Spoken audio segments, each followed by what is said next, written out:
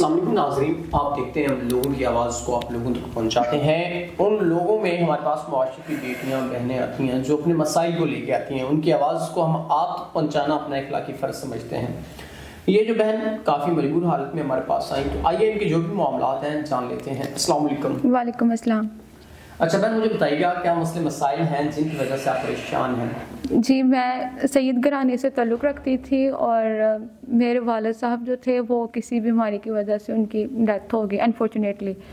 پھر میری والدہ تھی، وہ اکیلی رہ گئی اور میں تھی، تو میری والدہ نے، ان کی ایج بھی اتنی زیادہ نہیں تھی، میں ایک ہی تھی، تو انہوں نے پھر دوسری شادی کر لی اپنی مرضی سے۔ پھر ان کے جو ہسبینڈ تھے وہ برداشت نہیں کرتے تھے مجھے، وہ کہتے تھے کہ میری کون سی یہ سگی اولاد ہے، کوئی اپنا بھی چھوڑ دیتا ہے، یہ تو پھر بھی میری والدہ تھی۔ انہوں نے مجھے میرا جینا حرام کر دیا، مجھے گھر میں رہنے نہیں دیا۔ میں اسٹڈی میں کر رہی تھی، میں ایف ایس سی کر رہی تھی، تو بیچ میں میرے والد کی ڈیتھ ہو گئی، تو میری اسٹڈی پھر رہ گئی اندر ہی۔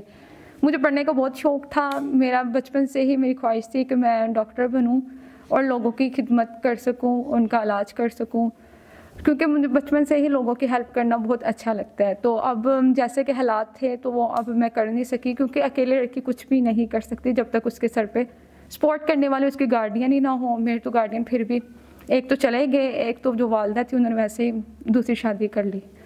ان کے گھر میں مجھے انہوں نے رہنے نہیں دیا، پھر میں وہاں سے نکل گئی، تو اکیلے پھر رینٹ پہ پھر ایک گھر لیا۔ اب بچوں کو پڑھا کے میں اپنا گزارا کرتی ہوں، لیکن اتنی لمبی زندگی میں اکیلا انسان کے رہنا بہت ہی دشوار ہوتا ہے۔ چھوٹی چھوٹی بات پہ لوگ پھر انسان کے کریکٹر پہ باتیں بناتے ہیں، پیٹھ پیچھے بناتے ہیں، چاہے کہ وہ سامنے نہ بنائے، لیکن انسان کو پتہ چل جاتا ہے کہ کون کیسا ہے۔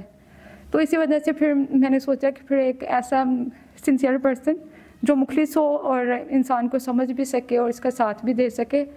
اور جیسے کہ ہمارے ویسٹ کنٹریز میں ویسے بھی چل رہا ہے کہ لوگ زنا کرتے ہیں، ایسے غلط کام کرتے ہیں، تو ہمارے معاشرے میں بھی آج کل ایسے ہی چل رہا ہے۔ میں ایسا نہیں چاہتی، کیونکہ میرا ویسے بھی تعلق سید گھرانے سے، تو میں چاہتی ہوں کہ ایسا پرسن جو بالکل ساتھ دے اکارڈنگ اسلام کے، نکاح کرے نہ کہ زنا کرے۔